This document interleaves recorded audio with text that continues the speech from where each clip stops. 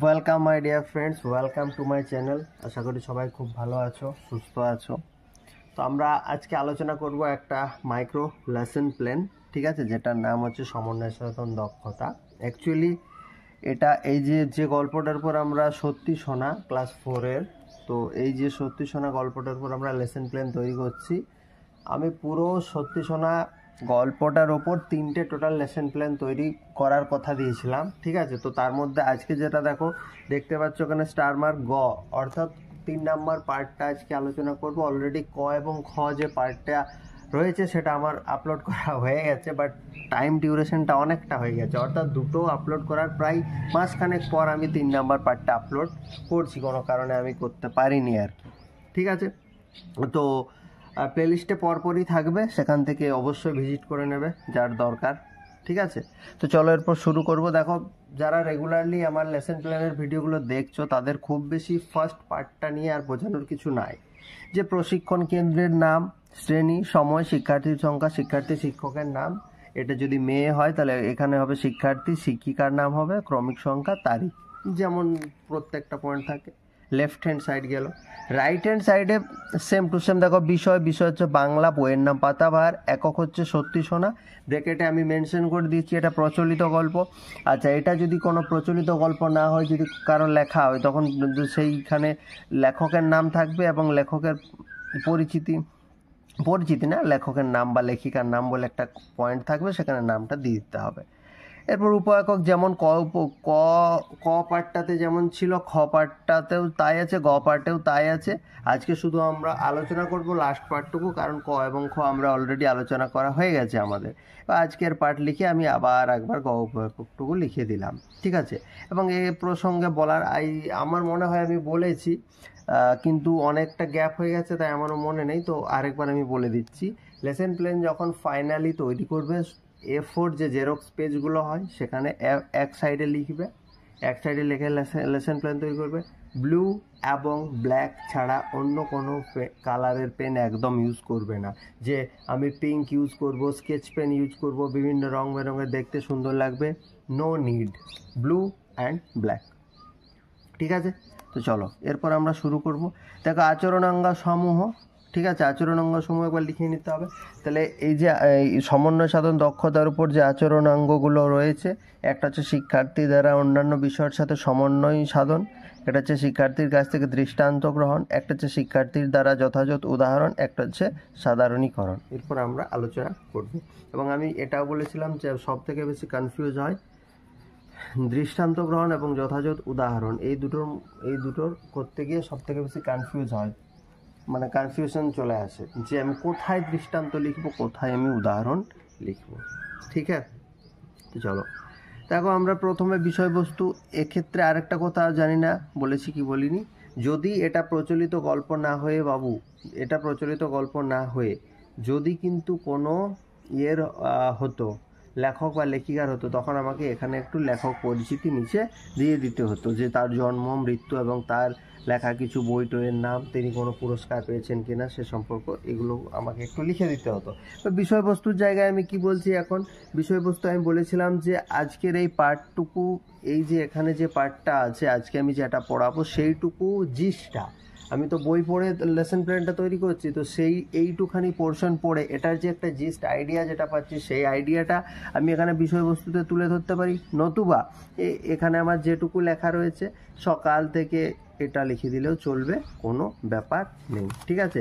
যে যেটা লিখতে কমফোর্টেবল সে সেটাই লিখতে পারবে, কোনো ব্যাপার নেই। ওকে, ঠিক আছে। এটা আমি একটু হোল্ড করে নিচ্ছি, তাহলে বোঝাতে আমার সুবিধা হবে। ওকে, লেটস প্রসিড। দেখো, আমি ওই পেজে লিখিনি, এই পেজে লিখে দিয়েছি জাস্ট। হ্যাঁ, পরীক্ষার হলে এটা লেখার দরকার নেই, নাহলে টাইম আমার চলে যাবে, কারণ এটা লিখেও আমি যা মার্কস পাবো ওটা লিখেও সেম মার্কস পাবো, ঠিক আছে। তখন অন্য কোশ্চেন অ্যাটেম্প করতে পারবে না। পরীক্ষার হলে জিস লেখার দরকার নেই, ঠিক আছে। এরকম আমি যেরকম লিখেছি সেরকমই লিখবা। ওকে, দেখো বিষয়বস্তু। এরপর শিক্ষকের আচরণ সেম টু সেম। এরপর শিক্ষক মহাশয় পাঠটি ভালো করে বুঝিয়ে দেওয়ার পর নিম্নলিখিত প্রশ্নগুলি করবেন, ঠিক আছে। তাহলে শিক্ষক মহাশয় ভালো করে পাঠটা বুঝিয়ে দেবেন, তারপর নিম্নলিখিত প্রশ্নগুলো করবেন। এবার পাঠটা বোঝানো সেটা তো আর লেসন প্ল্যানে সম্ভব না, পাঠটা তো ক্লাসরুমে বোঝাতে হবে। ওকে, এরপর শিক্ষার্থীরা মন দিয়ে পাঠটি শুনে শিক্ষক মহাশয়ের প্রশ্নের উত্তর দেওয়ার চেষ্টা করবে। তাহলে কি করবে না, শিক্ষক মহাশয়ের পড়ানোটা ভালো করে শিক্ষার্থীরা শুনবে, তারপর তার কোশ্চেনের আনসারগুলো দেওয়ার চেষ্টা করবে। ঠিক আছে, এবার দেখো, নায়িকা বলতো সকাল থেকে সন্ধে পর্যন্ত মোট, ঠিক আছে, নায়িকা বলতো সকাল থেকে সন্ধে পর্যন্ত মোট কত বিঘে জমি ঘুরেছিল নায়িকা। আচ্ছা, নায়িকা হচ্ছে একটা নাম, দেখো 1 মাস আগে তৈরি করে আমি নিজেই ভুলে গেছি। ঠিক আছে, নায়িকা বলো তো, ঠিক আছে, বলতো না, নায়িকা বলো তো সকাল থেকে সন্ধে পর্যন্ত মোট কত বিঘে জমি তারা ঘুরেছিল। তাহলে আমরা গল্পের প্রেক্ষাপটটা তো জানি, এরকম একটা বুড়ো কিছু একটা লুকোনো সোনা আছে, জমিতে সোনা পোতা আছে, এরকম একটা সিচুয়েশন রেখে বুড়ো মারা গেছে। তারপর বুড়োর ছেলে, তার বৌমাটা ছিল বুদ্ধিমতী, তারা মিলে খোঁড়াখুঁড়ি করছিল।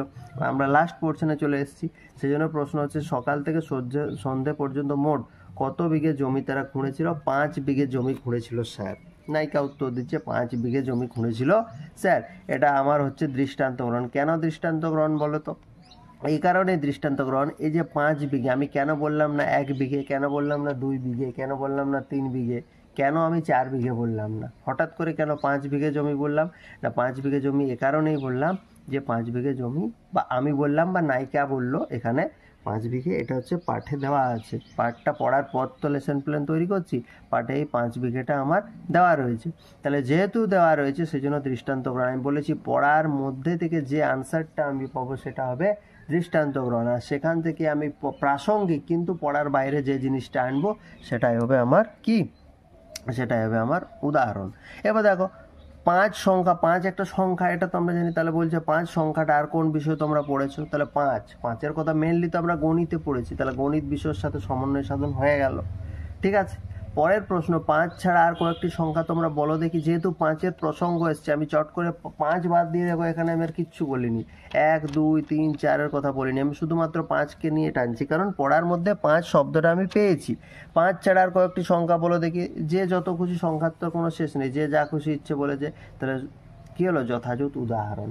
5 5 উত্তর হয় এরকম কোনো একটা কোশ্চেন করলো, তাহলে 5 আনসার দিল কেউ, সেটা দৃষ্টান্ত। 5-এর রেসপেক্টে আমি যেটুকু টানলাম সেটা হচ্ছে উদাহরণ। এই দৃষ্টান্ত গ্রহণ আর উদাহরণ আমার বোধ হয় মিনিমাম বেশি নাই বেশি তো আমার 20 বার 25+ আলোচনা করা আছে। এই দুটোর ডিফারেন্স, যেখানেই লেসন প্ল্যান আমি সমন্বয় সাধন দক্ষতার উপর তৈরি করেছি, হতে পারে সেটা বাংলা, হতে পারে সেটা ইংলিশ, আমি কিন্তু সবসময় দৃষ্টান্ত এবং উদাহরণ এটার পার্থক্য বোঝানোর চেষ্টা করেছি। এ কারণেই বোঝানোর চেষ্টা করেছি কারণ প্রথম আমি যখন শিখছিলাম এই লেসন প্ল্যানটা, আমার সব থেকে বেশি প্রবলেম হতো এই দুটো পয়েন্টের মাঝখানে, যে কোথায় দৃষ্টান্ত লিখবো, কোথায় উদাহরণ লিখবো। ঠিক আছে, তো এই দুটো পয়েন্ট আমি প্রথম খুব কনফিউশন হতো। বাট আমি আমার যে বাংলা স্যার আমাদের কলেজের, ঠিক আছে, সেই বাংলা স্যারের কাছ থেকে আমি শিখেছি, এবং এমনভাবে শিখেছি যে এই দুটো পয়েন্ট আমি আর সারা জীবনে ভুলবো না। যে যখন আমাকে বলবে যে কোথায় দৃষ্টান্ত লিখবো আর কোথায় উদাহরণ লিখবো, আমি তখনই তাকে সেটা বোঝাতে পারবো। থ্যাঙ্কস টু স্যার, আমি স্যারের কাছ থেকে ভালো করে শিখেছি। ঠিক আছে, নেক্সট 5-এর ইংরেজি প্রতিশব্দ বলো দেখি। 5, দেখো 5 এটা তো ইংরেজি, আমি পড়ছি বাংলা, তাহলে ইংরেজি বিষয়ের সাথে আবার সমন্বয় সাধন হয়ে গেল। ঠিক আছে, তাহলে দেখো আমি একটা পয়েন্টই আজকে দেখানোর চেষ্টা করেছি, দৃষ্টান্ত গ্রহণ, উদাহরণ, যথাযথ দৃষ্টান্ত গ্রহণ, উদাহরণ, আরেকটা কি অন্যান্য বিষয়ের সাথে সমন্বয় সাধন। এই 3টে পয়েন্ট সমন্বয় সাধনের লাস্ট যে পয়েন্টটা সেটা চলে আসে। তাহলে আজকের পাঠ থেকে আমরা কি শিখলাম? এখানে আমার একটু বলার আছে। আমি বলেছিলাম একটা পার্টকে আমরা 3টে 4টে 5টে পার্টে ভাগ করতে পারি। একটা পার্ট মানে পড়ার কথা বলছি, আর পরের পার্ট মানে অংশের কথা বলছি। একটা পড়াকে আমি 3টে 4টে 5টে পার্ট পর্যন্ত ভাগ করতে পারি, অংশে ভাগ করতে পারি। তাহলে শেষে যখন সাধারণীকরণ যে পয়েন্টটা আসবে, সেই শেষের সাধারণীকরণ পয়েন্টে কিন্তু কখনোই একদম পড়াটা পড়ার পর আমরা যেটুকু শিখতে পাচ্ছি সেটা কখনোই লিখবো না। অর্থাৎ এই যে তোমরা যদি ভালো করে লেসন প্ল্যানগুলো বুঝে থাকো, তাহলে আজকে আমি যেটা লিখবো, এই যে আজকের পাঠ থেকে কি কি শিখলাম, যেটা আজকে আলোচনা করব, এটা যেহেতু পড়ার শেষ, সেজন্য এখানে আমি আলোচনা করব যে পরিশ্রমী হতে হয়, কষ্ট করতে হয়, তাহলে কেষ্ট মেলে। কিন্তু আমি ক উপএকক যখন আলোচনা করেছি, দেখবে প্লেলিস্টে দেওয়া আছে ভিডিও, কখনোই আমি বলিনি যে পরিশ্রম করলে সাফল্য পাওয়া যায়, কারণ ততদূর পর্যন্ত তো আমি আসিনি। তখন কি কি শিখবো? আমরা যে ইংরেজি প্রতিশব্দগুলো শিখলাম, আমরা যে এখানে কতগুলো সংখ্যার কথা জানলাম, শুধুমাত্র দেখবে এরকম করেই আমরা পাঠটা চালিয়ে এসেছি। কেন চালিয়ে এসেছি? কারণ গল্পের আমরা ক্লাইম্যাক্সে যাইনি, তখনও ক্লাইম্যাক্স বাকি ছিল। আজকে আমরা ক্লাইম্যাক্সে চলে এসেছি, যে আজকের পাঠ থেকে কি কি শিখলাম। এই গল্পটাতে তো আর কিছু নেই, তাহলে আজকের পাঠ থেকে আমরা যেটা শিখবো সেটাই পড়াটার মেন জিস্ট। তাহলে আজকের পাঠ থেকে শিখলাম অলস হতে নেই। ঠিক আছে, কেন অলস হতে নেই সেটা গল্পটা না পড়লে তো বুঝতে পারবে না, এবং লেসন প্ল্যান বানানোর আগে উচিত ভালো করে গল্পটা পড়লে বুঝতে পারবে যে সেখানে অ্যাকচুয়ালি ডাইরেক্ট সোনা বলতে সেটা কিন্তু ছিল না, কিন্তু মাটি যখন খোঁড়া হলো, সেখানে বীজ বপন করা হলো, সেখানে ফসল হলো, সেটা বিক্রি করে তারা অনেক টাকা পেলো, এই টাকাকে এখানে সোনা বলা হচ্ছে। তাহলে কষ্ট করলো তো ক্যাশ মিললো। ঠিক আছে, সেজন্য আজকের পাঠ থেকে আমরা শিখলাম যে অলস হতে নেই, পরিশ্রম করলে তার ফল অবশ্যই পাওয়া যায় অনেক। ঠিক আছে, এটা হচ্ছে মেন কথা। এই যে অলস হতে নেই এবং পরিশ্রম করলে ফল পাওয়া যায়, এটা হচ্ছে মেন কথা। এই পাঠটার মেন শিক্ষা এটা। তারপর আজকে আমরা কতগুলো সংখ্যার কথা জানলাম, ইংরেজি প্রতিশব্দের কথা জানলাম, সেটা তো আমরা প্রত্যেকটা পাঠেই জেনে আসছি। ঠিক আছে, তো আমি আমার মতো করে বোঝানোর চেষ্টা করলাম, আশা করছি বুঝতে পারলে, এবং কোনো বিষয়ে প্রবলেম থাকলে তো অবশ্যই আমাকে জিজ্ঞেস করবে। ঠিক আছে, so thank you, have a good day, সবাই ভালো থেকো, সুস্থ থেকো।